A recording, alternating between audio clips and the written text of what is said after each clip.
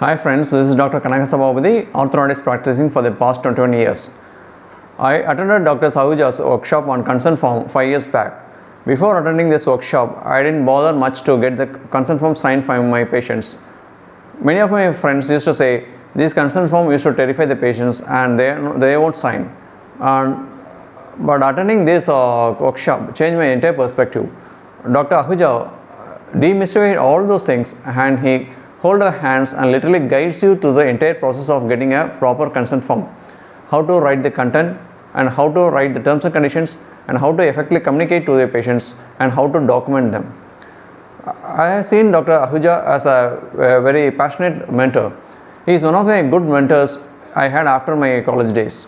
He is a powerhouse of energy and enthusiasm. You can feel his vibration during the entire course. This consent form not only gives a legal protection but also it improves your communication between you and your patient. It overall builds your image of a clinic and makes the patient understand the treatment outcomes, what to expect and what not to expect. It clearly underlines all those things. So if you want to be a responsible dentist or if you want to take up a dentistry to a next level, I will highly recommend to take up this course. Thank you.